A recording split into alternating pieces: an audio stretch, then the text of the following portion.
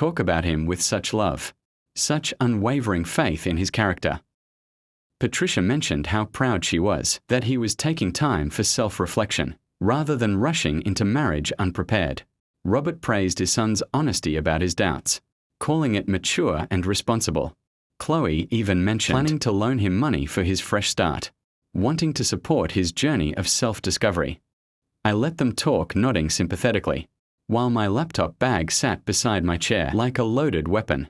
They deserved this moment of believing in their son, because it was about to be the last one they'd have. When Patricia started clearing the main course, asking if I wanted to see photos from Theo's childhood to remember the good times, I knew it was time. Actually, I said, reaching for my bag, there are some things about Theo's journey of self-discovery that I think you should know. The room went quiet, 3 pairs of eyes watching. As I opened my laptop and spread the first set of printouts across their pristine tablecloth. Your son didn't cancel our wedding to find himself. He cancelled it because he got caught living a double life.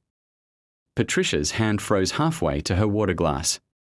Robert's face went from concerned to confused, to something approaching dread. And Chloe, sweet Chloe, who'd been planning to financially support her brother's fresh start, started reading the bank statements with growing horror. The silence stretched until Patricia whispered, "What exactly are we looking at here?" What happened next was like watching a controlled demolition in slow motion. Patricia picked up the first dating profile screenshot with trembling fingers, her face cycling through confusion, recognition, and then pure devastation.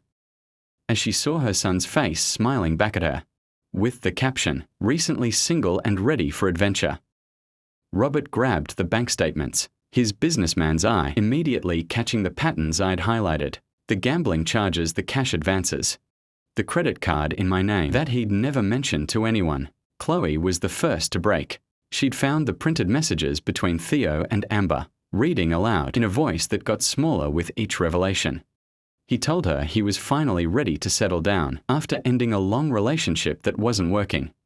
She looked up at me with tears streaming down her face. He was planning a future with her while planning a wedding with you. The room erupted. Patricia's composure shattered as she scattered the photos across the table, demanding to know how long this had been going on. Robert's face turned red as he calculated the debt totals, realizing his son had been stealing from his fiancé while asking his family for financial support. But it was Chloe's quiet rage that cut deepest. She'd been planning to co-sign a loan for Theo's fresh start, and now she understood exactly what that money would have funded. "Call him," Patricia demanded, her voice shaking with fury. "Call him right now and get him over here." But I had a better idea.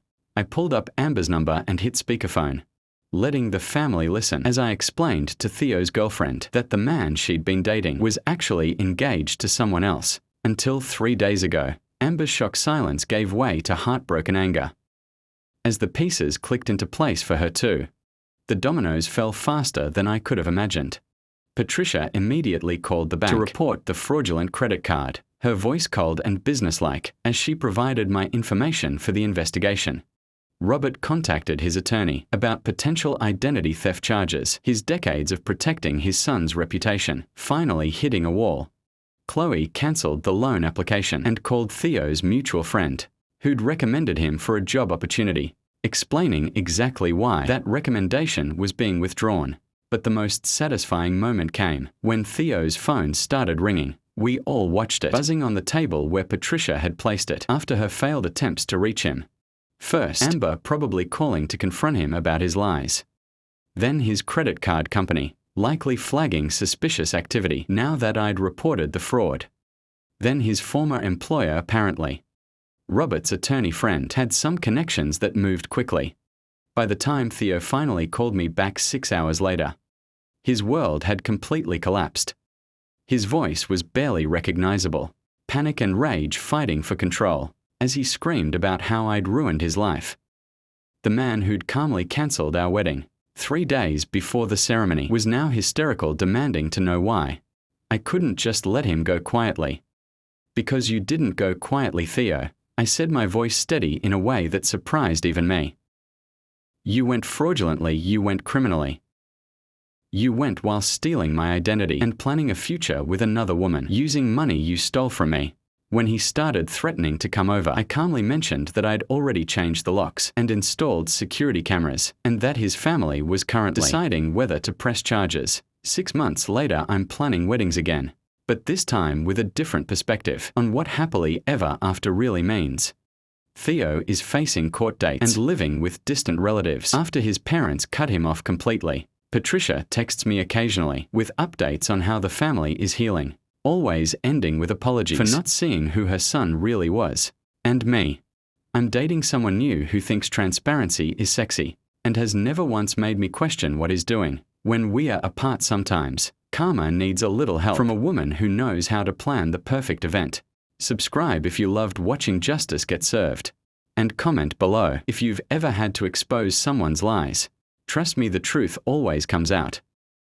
Sometimes it just needs the right presentation.